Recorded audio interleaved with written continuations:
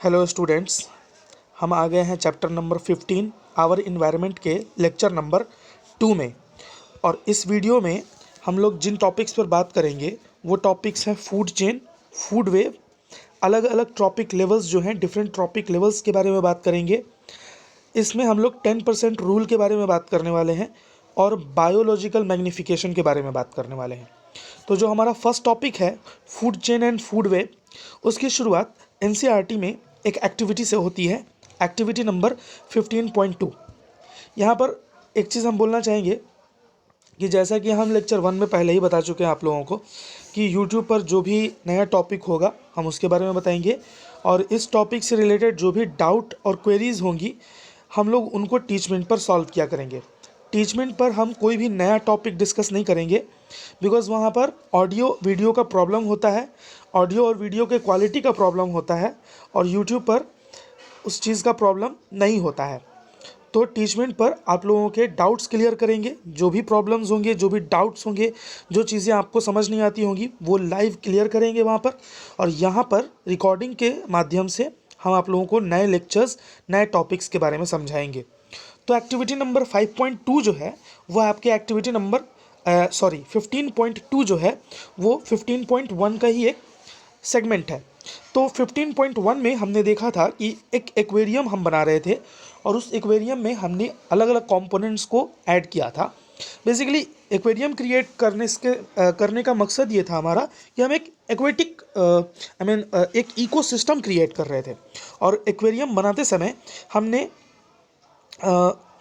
Aquatic animals डाले हैं जो कि एक दूसरे को ना खाएं।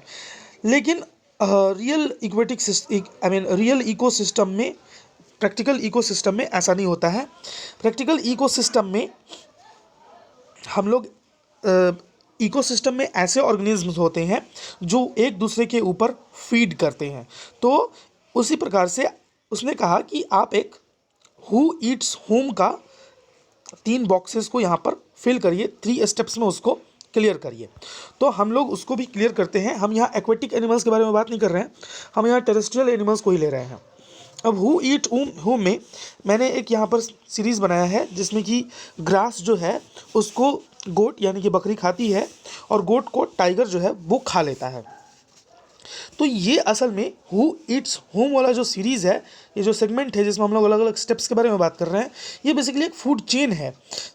ये फूड चेन जो है वो बताता है कि कौन किसको खाएगा यानी कि फीड करेगा, कौन किसको ईट करेगा। और ये इससे हम लोगों को पता चलता है कि जो एनर्जी ग्रास के अंदर थी वो एनर्जी अब गोट के तरफ फ्लो कर गई है, और जो एनर्जी गोट में आई वो एनर्जी टाइगर की तरफ फ्लो कर गई है। तो फूड चेन जो है वो एनर्जी के फ्लो को भी बताता है।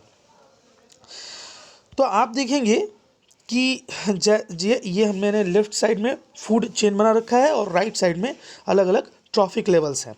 तो लेफ़्ट साइड में जो फूड चेन है उसमें ग्रास है, और ग्रास पर डिपेंडेंट है ग्रास होपर, और ग्रास होपर जो है उस पर डिपेंडेंट है फ्रॉग। स्नेक जो है वो फ्रॉग पर डिपेंडेंट है, एंड ईगल जो है वो स्नेक पर डिपेंडेंट है। तो एनर्जी जो है वो सबसे पहले ग्रास के अंदर आती है, फिर एनर्जी जो है वो ग्रास से ग्रास होपर को ट्रांसफ़र होती है, देन ग्रास होपर से वो फ्रॉग को ट्रांसफ़र होती है, फ्रॉग से स्नेक, एंड स्नेक से ईगल को।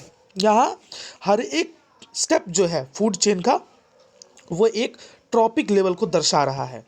जैसे ग्रास जो है वो एक ट्रॉपिक लेवल है, ग्रास जो है वो प्रोड्यूसर्स हैं, एंड प्रोड्यूसर्स या जिनको हम लोग ऑटोट्रॉप्स कहते हैं वो ट्रॉपिक लेवल का पहला स्टेप होते हैं, या हम यूँ कह सकते हैं कि ये फर्स्ट ट्रॉपिक लेवल है। उसके बाद जो ग्रास होपर है वो प्राइमरी कंज्यूमर है, और प्राइमरी कंज्यूमर जो है वो सेकेंड ट्रॉपिक लेवल है, जबकि जो फ्रॉग है वो सेकेंडरी कंज्यूमर है, एंड सेकेंडरी कंज्यूमर जो है वो थर्ड ट्रॉपिक लेवल है, जबकि स्नेक जो है वो एक टर्शरी कंज्यूमर है। और ये बेसिकली लार्ज कार्निवोर्स होते हैं। जो ग्रास होपर्स थे, जो प्राइमरी कंज्यूमर्स थे, जो सेकेंड लेवल पर थे, वो बेसिकली हर्बीवोर्स होते हैं जो कि प्लांट्स वगैरह पर डिपेंडेंट होते हैं। और फ्रॉग्स जो हैं वो बेसिकली स्मॉल कार्निवोर्स हैं, और स्नेक जो है वो लार्ज कार्निवोर्स हैं, एंड ईगल जो है, जो कि टॉप पर बैठा हुआ है, जिसको हम लोग क्वार्टरनरी कंज्यूमर्स कहते हैं, मैंने QC से उसको डिनोट किया हुआ है, वो हमारे ट्रॉपिक लेवल का 5th लेवल है। अब आप सोच रहे होंगे कि ट्रॉपिक लेवल जो है मैंने उसको एक पिरामिड शेप से ही, ट्रायंगुलर शेप से ही क्यों रिप्रेजेंट किया है। उस क्वेश्चन का आंसर जो है वो हम आगे देंगे। फूड चेन में हर एक लेवल, हर एक स्टेप जो है एक ट्रॉपिक लेवल को रिप्रेजेंट करती है। ये बात तो हमने सीख ली।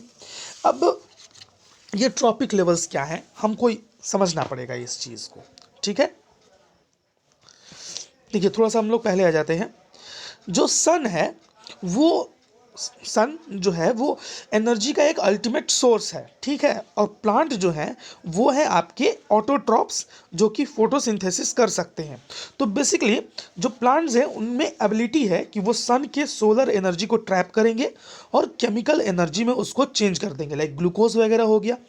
अब प्लांट जो सोलर एनर्जी को ट्रैप कर रहा है, केमिकल एनर्जी बना रहा है, जो ग्लूकोज बना रहा है, बेसिकली यही केमिकल एनर्जी इस वर्ल्ड में रहने वाले सारे ऑर्गेनिज्म को चाहिए for their daily activities, to support their metabolic activities, to support their life, ठीक है। तो लाइफ को सपोर्ट करने के लिए, एक्टिविटी को सपोर्ट करने के लिए इस केमिकल एनर्जी की रिक्वायरमेंट है। तो जो खाना हम लोग खाते हैं बेसिकली वो हमारे एक्टिविटीज़ के लिए फ्यूल है। और ये फ्यूल जो है वो हमें कैसे मिलता है, जब हम इकोसिस्टम के एक कंपोनेंट दूसरे कंपोनेंट्स के साथ इंटरेक्ट करते हैं तो यहाँ एनर्जी का फ्लो क्रिएट होता है। जब हम ग्रास के साथ इंटरेक्ट करेंगे, जब हम उनको खाएंगे, जब प्लांट्स को हम खाएंगे तो वहाँ से एनर्जी हमारे अंदर आ जाएगा। और अगर मुझे किसी ने खाया तो वो एनर्जी मुझसे उसमें ट्रांसफ़र हो जाएगा। बेसिकली जो ग्रास है, जो प्लांट है, जो ऑटोट्रॉप्स हैं, जो ग्रीन प्लांट्स हैं, वो फोटोसिंथेसिस करके और सनलाइट का जो एनर्जी है उसको ट्रैप कर रहे हैं, और वही एनर्जी जो है वो अलग अलग ट्रॉपिक लेवल्स में फ्लो कर रहा है। तो आप लोगों को समझ आ रहा होगा कि ट्रॉपिक लेवल्स जो हैं वो बेसिकली ये बताते हैं कि एनर्जी किधर से किधर की तरफ फ्लो करेगी। लेकिन हम लोग जानते हैं कि एनर्जी जो है जब भी अपना फॉर्म चेंज करती है, जब भी एक स्टेट से दूसरे फॉर्म में जाती है, एक फॉर्म से दूसरे फॉर्म में जाती है, जब भी ट्रैवल करती है, कुछ ना कुछ एनर्जी जो है वो इन्वायरमेंट में लॉस्ट हो जाता है, खो जाता है। और वो एनर्जी जो कि इन्वायरमेंट में खो गया है हम उसे दोबारा गेन नहीं कर सकते हैं, हम उसे दोबारा इस्तेमाल नहीं कर सकते हैं। क्यों? बात को ज़रा समझेंगे। जो ग्रास है, प्लांट्स जो हैं वो ऑटोट्रॉप्स हैं और उन्होंने फूड बना लिया, ठीक है।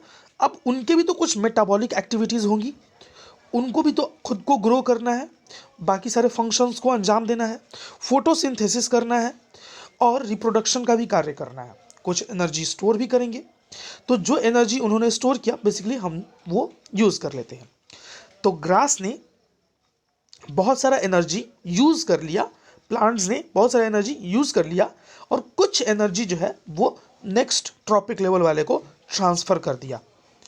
यानी कि जो प्रोड्यूसर्स हैं वो सन के एनर्जी को ले रहे हैं, यूज़ कर रहे हैं उसका, और केमिकल एनर्जी में कन्वर्ट कर रहे हैं, और केमिकल एनर्जी का इस्तेमाल कर रहे हैं वो खुद के लिए, और थोड़ा सा एनर्जी ट्रांसफ़र कर रहे हैं प्राइमरी कंज्यूमर्स को। अब ये जो प्राइमरी कंज्यूमर्स हैं बेसिकली ये भी कुछ एनर्जीज़ को यूज़ करेंगे, कुछ एनर्जी को यूज़ करेंगे और कुछ एनर्जी को ट्रांसफ़र कर देंगे। तो प्राइमरी कंज्यूमर से जो एनर्जी है वो सेकेंडरी कंज्यूमर में आ जाएगा, और सेकेंडरी कंज्यूमर जो फ्रॉग है वो भी कुछ मेटाबॉलिक एक्टिविटीज़ दिखाएगा, वो भी एक जगह से दूसरी जगह जाएगा, मूवमेंट करेगा, रिप्रोडक्शन करेगा, ग्रोथ करेगा, और भी बहुत तरह की एक्टिविटीज़ हैं। और कुछ एनर्जी जो है वो ट्रांसफ़र कर देगा स्नेक को। और स्नेक को कब ट्रांसफ़र करेगा? जब स्नेक फ्रॉग को खाएगा। यानी कि जब फ्रॉग और स्नेक इंटरेक्शन करेंगे, जब दोनों के बीच इंटरेक्शन होगा, जब स्नेक फ्रॉग को खा जाएगा तो एनर्जी जो है वो फ्रॉग से स्नेक को ट्रांसफ़र हो जाएगा। फिर स्नेक का अपना मेटाबॉलिक एक्टिविटीज़ होगा, उसका अपना वर्क होगा, मूवमेंट करेगा, वो बहुत सारी एक्टिविटीज़ करेगा वो, और कुछ एनर्जी जो होगा वो ट्रांसफ़र हो जाएगा जो स्नेक के ऊपर फीड करेगा, यानी कि ईगल। अब हम यहाँ देख रहे हैं कि हर ट्रॉपिक लेवल पर जो ऑर्गेनिज्म है उसके पास जो भी एनर्जी आ रहा है उसका वो कुछ हिस्सा यूज़ कर रहा है और कुछ हिस्सा जो है वो ट्रांसफ़र कर दे रहा है। तो यहीं से आता है 10% रूल। 10% रूल है क्या? बेसिकली जितने भी टेरेस्ट्रियल इकोसिस्टम है ना, ग्रीन प्लांट्स जो कि टेरेस्ट्रियल इकोसिस्टम में है, कहते हैं कि वो सनलाइट, जितना भी सनलाइट उनके लीव्स के ऊपर गिरता है, उसका 1% एनर्जी जो है वो कन्वर्ट कर देते हैं केमिकल एनर्जी में। प्लांट्स सनलाइट का जो भी एनर्जी रिसीव करते हैं उसका 1% ही वो इस्तेमाल कर पाते हैं। समझ रहे ना? इमेंस 100% एनर्जी दे रहा है सनलाइट, 100% एनर्जी, उसका 1% इस्तेमाल कर पाते हैं प्लांट्स। ठीक है, इसको ऐसे समझ सकते हो, देखो कि सनलाइट ने लगभग 10 लाख जूल एनर्जी जो है हमको प्रोवाइड किया। सनलाइट 10 लाख जूल एनर्जी हमको प्रोवाइड कर रहा है और 10 लाख जूल का 1% होगा 10,000 जूल्स। यानी कि 10 लाख जूल्स में से ऑटोट्रॉप्स कितना कैप्चर कर पाया? केवल 10,000 जूल्स। और इस 10,000 जूल्स में से वो कुछ खर्च करेगा। ठीक है, तो अभी 10% रूल में हम लोग जरा वापस आते हैं पीछे की तरफ। तो बात यह है कि जितने भी ग्रीन प्लांट्स हैं इस इकोसिस्टम में, टेरेस्ट्रियल इकोसिस्टम में, वो जितना भी सनलाइट उनके ऊपर फॉल करेगा, गिरेगा, उनकी पत्तियों के ऊपर गिरेगा, उसका केवल और केवल 1% एनर्जी वो कन्वर्ट कर पाएंगे। बाकी का 99% एनर्जी वो रिसीव ही नहीं कर पाएंगे। प्लांट्स जो है 99% एनर्जी रिसीव नहीं कर पाएंगे, केवल 1% एनर्जी जो है उसको कन्वर्ट करेंगे किसमें? केमिकल एनर्जी में। और जब ग्रीन प्लांट्स को प्राइमरी कंज्यूमर्स खाएंगे, बेसिकली जो हर्बीवोरस हैं, जो प्राइमरी कंज्यूमर है ना, तो जो हर्बीवोरस ग्रीन प्लांट्स को खाएंगे तो वहां पर जाकर के क्या होगा? एनर्जी का लॉस हो जाएगा। कुछ अमाउंट जो है एनर्जी का वो डाइजेशन में चला जाएगा, कुछ जो है वो वर्क में चला जाएगा, है ना, रेस्ट जो है वो ग्रोथ में, रिप्रोडक्शन में चला जाएगा। तो केवल और केवल 10% एनर्जी जो है, जितना एनर्जी उसने रखा था, प्लांट ने 1% एनर्जी लिया, उसका 90% यूज कर गया, खत्म। 10% जो है वो प्रोवाइड कर देगा नेक्स्ट लेवल कंज्यूमर को। यानी कि प्लांट ने 1% एनर्जी लिया सनलाइट से और उसका 90% यूज कर गया और 10% प्राइमरी कंज्यूमर को प्रोवाइड कर दिया। और 10% जो है, ये जो है ना, 10% can be taken as the average value for the amount of organic matter that is present at each step and reaches the next level of consumer. और 10% रूल का मतलब ही यही है कि हर बार, हर स्टेज पर 10% एनर्जी जो है वो फ्लो करेगा। तो कहने का मतलब ये है मेरा कि सनलाइट से जितना भी एनर्जी प्रोड्यूसर्स को मिला, प्रोड्यूसर्स केवल और केवल takes only 1% of solar energy, केवल और केवल 1% सोलर एनर्जी ले पाया, बाकी का 99% बर्बाद कर दिया उसने। हर्बीवोरस को कितना एनर्जी मिलेगा? वो केवल और केवल 10% सोलर एनर्जी ले पाएगा। कहाँ से मिलेगा हर्बीवोरस को? प्रोड्यूसर से मिलेगा।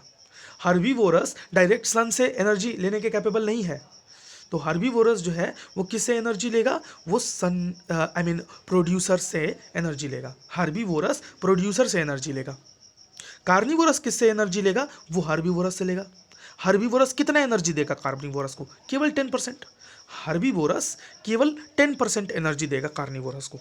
कार्निवोरस जो है वो नेक्स्ट उसके ऊपर वाले कार्निवोरस को कितना परसेंट एनर्जी देगा?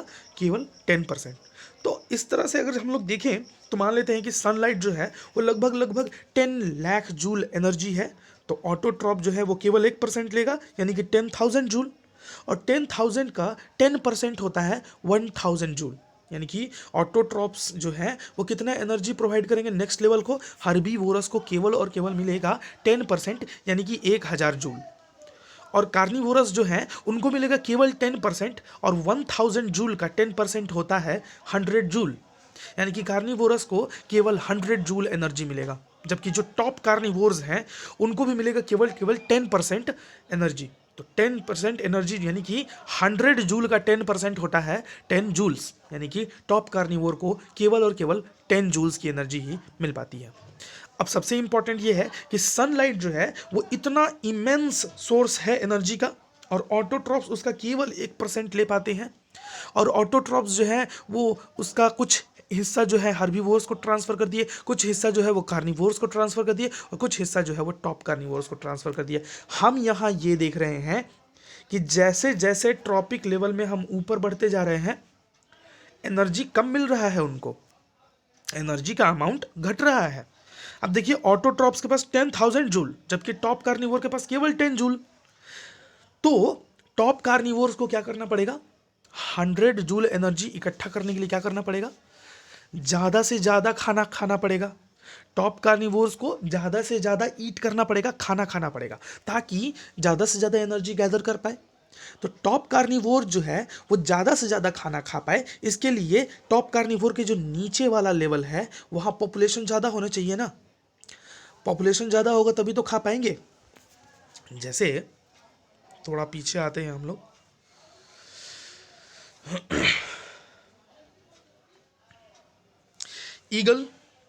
ईगल को तो बहुत कम एनर्जी मिलेगा, केवल 10%। तो वो चाहेगा कि ज़्यादा से ज़्यादा स्नेक्स को मार के खाऊं ताकि ज़्यादा से ज़्यादा एनर्जी मेरे को मिल सके। और स्नेक्स भी तो यही चाहेंगे कि ज़्यादा से ज़्यादा फ्रॉग को मार के खाएं।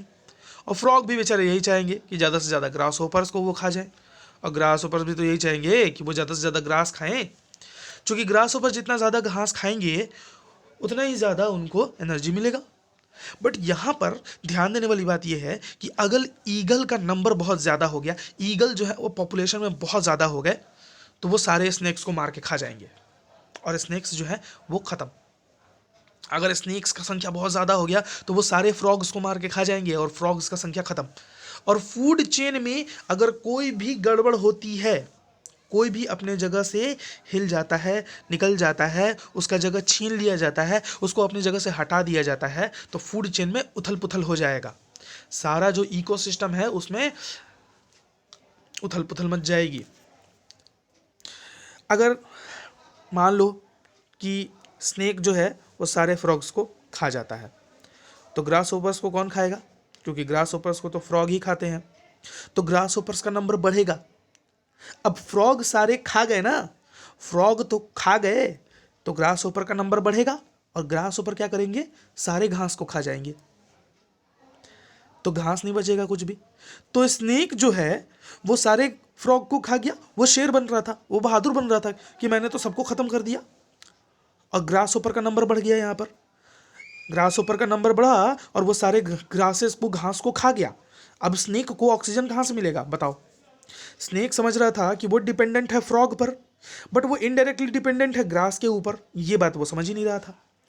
ईगल सारे स्नेक्स को मार के खा जाए, ईगल का जो पॉपुलेशन है वो बहुत ज़्यादा हो जाए, और बहुत ज़्यादा होने की वजह से फूड का कंपटीशन बढ़ जाएगा। ईगल का संख्या ज़्यादा होगा, फूड का कंपटीशन बढ़ जाएगा, फूड का कंपटीशन बढ़ जाएगा ईगल्स के बीच, तो वो ज़्यादा से ज़्यादा स्नेक को मार के खाने लग जाएंगे।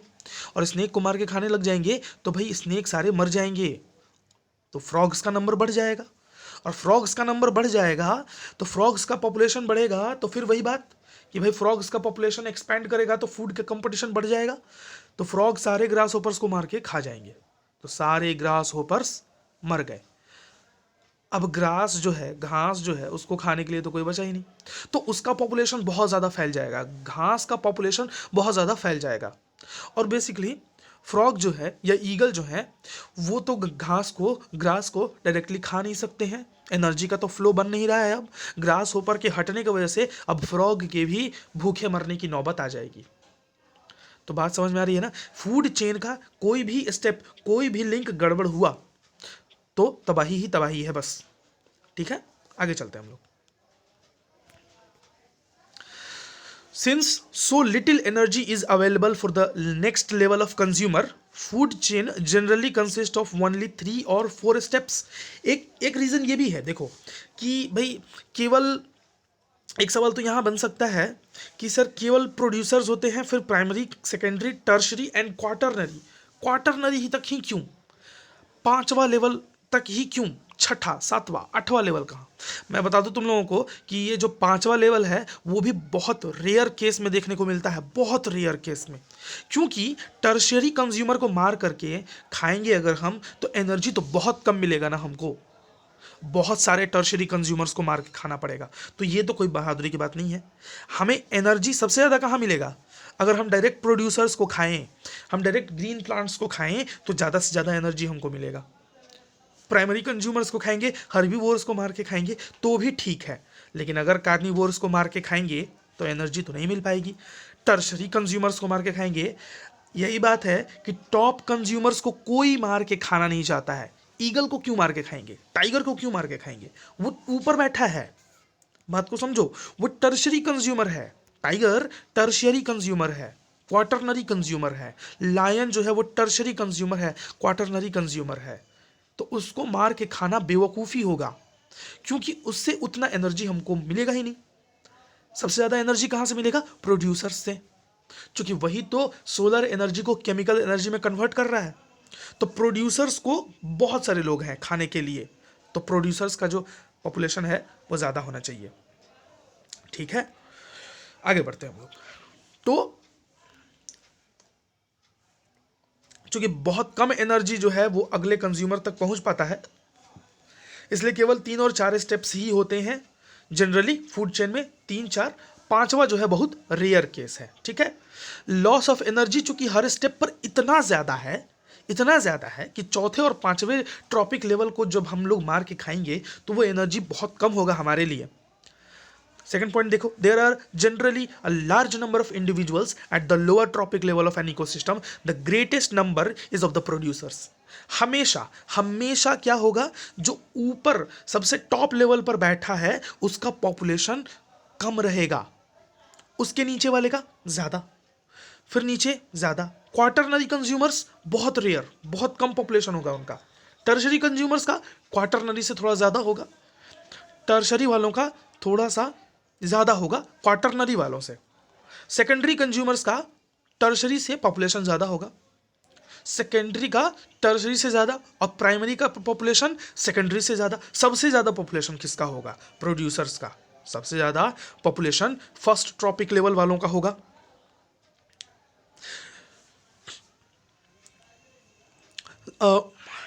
नेक्स्ट है the length and complexity of food chains vary greatly.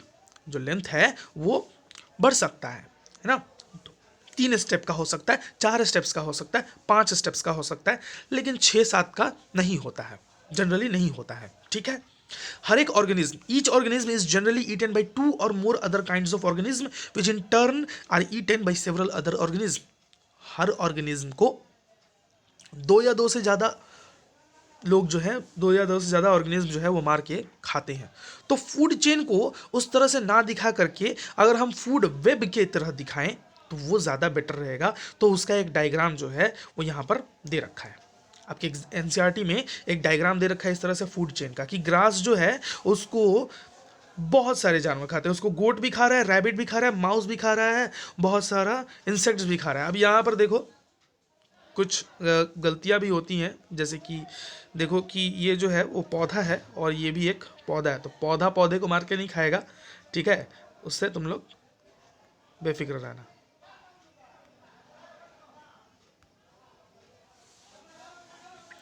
तो फूड वेब क्या है? Food web is a combination of several food chains. Food chain का कॉम्बिनेशन है। एक और चीज,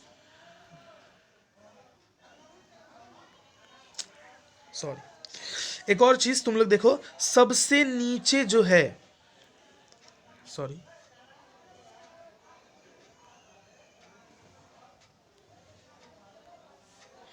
सबसे नीचे जो है ये हमारे फर्स्ट ट्रॉपिक लेवल वाले हैं, समझ में आ रही है? उसके बाद second trophic level, third trophic level, fourth trophic level, है ना, फोर्थ ट्रॉपिक लेवल तक है, उसके ऊपर नहीं है, क्योंकि उसके ऊपर रहना बेवकूफ़ी भरी बात होगी। अब ईगल को मार करके टाइगर नहीं खा रहा है क्योंकि वो जानता है, पीकॉक को मार के नहीं खा रहा है टाइगर क्योंकि वो जानता है कि वहाँ से उसको ज़्यादा एनर्जी नहीं मिलेगा। टाइगर को सबसे ज़्यादा एनर्जी जो है फॉक्स को खाने से नहीं मिलेगा, क्योंकि फॉक्स जो है वो है थर्ड लेवल पर और गोट जो है वो है सेकेंड लेवल पर।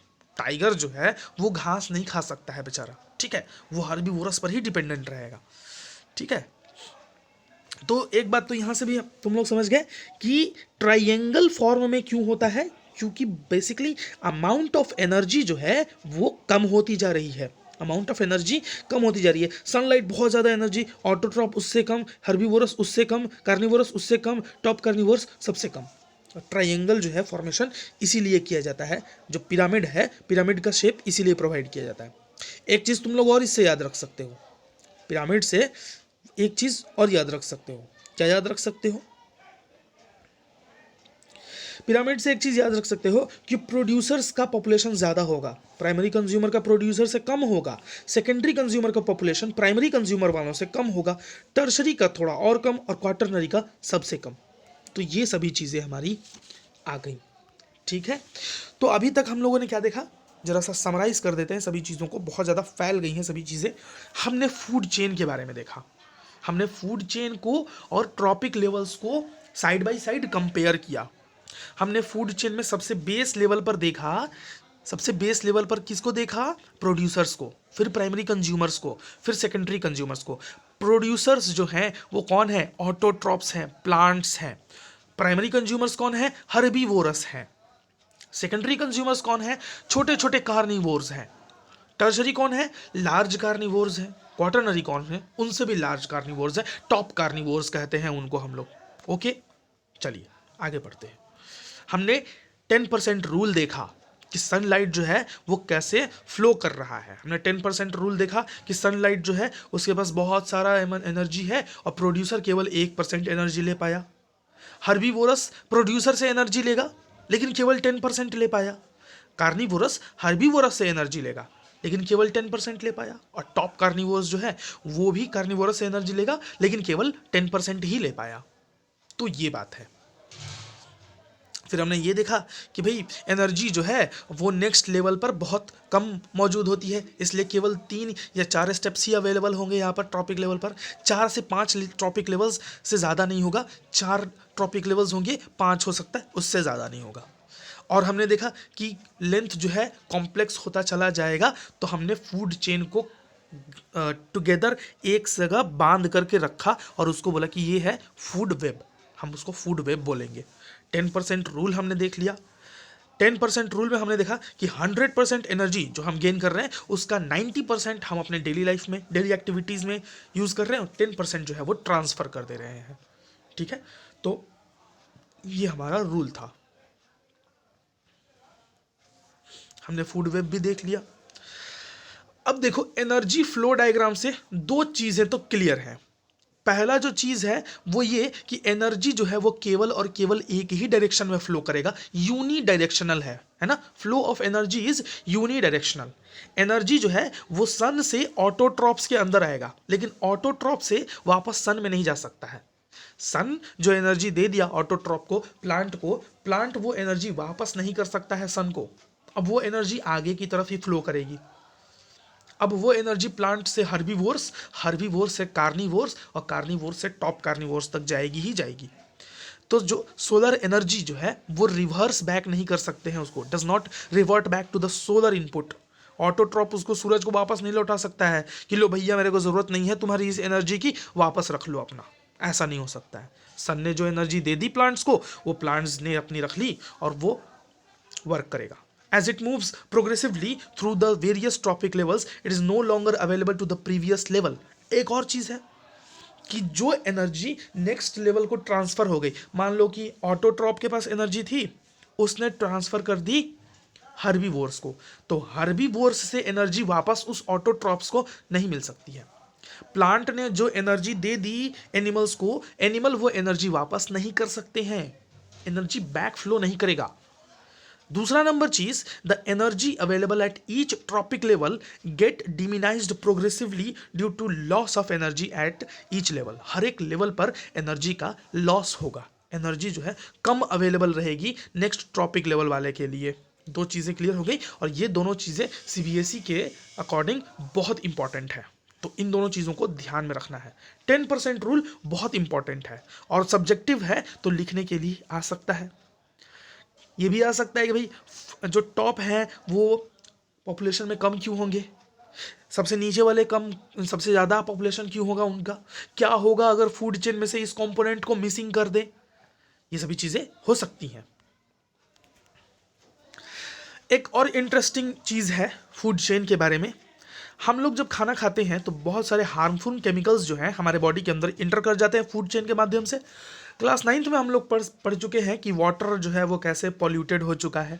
हम जानते हैं कि जो फल सब्जियां हैं उनके अंदर जो फर्टिलाइजर्स और डीडीटी का छिड़काव किया जाता है वो भी उनके अंदर इंटर कर जाता है। कुछ पेस्टिसाइड्स, कुछ फर्टिलाइजर्स जो हैं, कुछ केमिकल्स जो हैं क्रॉप्स के अंदर इंटर कर जाती हैं, और ये जो केमिकल्स हैं ये धोने से नहीं निकलती हैं। These chemicals either wash down, sorry, ये जो केमिकल्स हैं जो हम पेस्टिसाइड्स और केमिकल्स जो हैं वो छिड़क रहे हैं क्रॉप्स के ऊपर, डिजीज ना हो उनको, ये धुल जाती हैं बारिश के पानी की वजह से, और धुल करके ये मिट्टी के अंदर जाती हैं और मिट्टी से प्लांट्स इनको एब्जॉर्व कर लेते हैं, वाटर और मिनरल के थ्रू एब्जॉर्व कर लिया। और अगर ये वाटर बॉडीज में चली गई तो एक्वेटिक प्लांट्स और एक्वेटिक एनिमल्स जो हैं उन्होंने इसको एब्जॉर्व कर लिया। तो ये जो केमिकल था, जो पेस्टिसाइड था, जो पॉल्यूटेंट था, वो कहाँ चला गया? वो प्लांट के बॉडी के अंदर चला गया, या कह लें कि वो एनिमल की बॉडी के अंदर चला गया। Aquatic animals, aquatic plants, terrestrial plants के बॉडी के अंदर चला गया। अब हम वो फूड खाएंगे, वो केमिकल, वो पॉल्यूटेंट हमारे बॉडी के अंदर भी आ जाएगा। तो यही चीज़ है कि यही एक तरीका है कि ये जो पॉल्यूटेंट्स हैं ये हमारे फूड चेन में इंटर कर गए, ये हमारे फूड चेन में इंटर कर गए। और जैसे ही ये chemicals, as these chemicals are not degradable, ये केमिकल्स डिग्रेडेबल नहीं है, सड़ेंगे नहीं, तो ये एक्यूमुलेट करते हैं। एक्यूमुलेट का मतलब होता है जमा होना। तो ये जमा होते जाते हैं, हर एक ट्रॉपिक लेवल पर जमा होते जाते हैं। अब ह्यूमन बीइंग जो है वो टॉप लेवल पर बैठा हुआ है किसी भी फूड चेन का, तो सबसे ज़्यादा कंसंट्रेशन उसी के बॉडी के अंदर होगा। इस फिनोमेना को हम लोग बायोलॉजिकल मैग्निफिकेशन कहते हैं। अब देखो, बायोलॉजिकल मैग्निफिकेशन क्या होता है? बायोलॉजिकल मैग्निफिकेशन को ही हम लोग बायो मैग्निफिकेशन भी कहते हैं। और प्रीवियस ईयर क्वेश्चन पेपर्स में ये सवाल आया हुआ है, सीबीएसई ने ये सवाल पूछा हुआ है।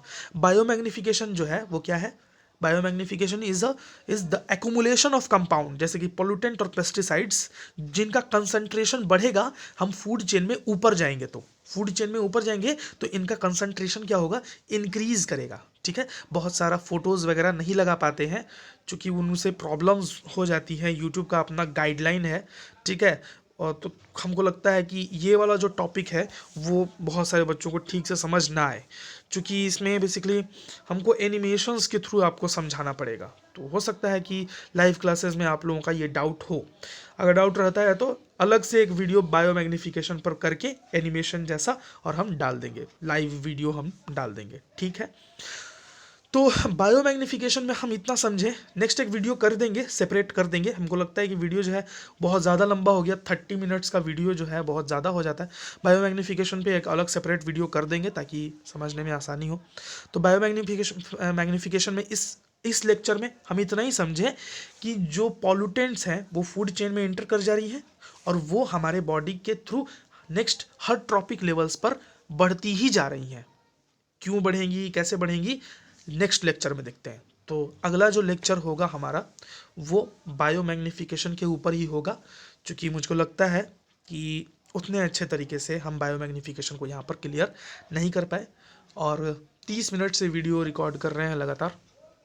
वीडियो में एडिटिंग वगैरह करना छोड़ दिया मैंने, क्योंकि बहुत ज़्यादा उसमें समय जो है वो लग जाता है, और हम चाहते हैं कि ज़्यादा से ज़्यादा क्वांटिटी पर फोकस करें, ज़्यादा से ज़्यादा वीडियोस प्रोवाइड करें ताकि जो सिलेबस है वो कंप्लीट हो सके।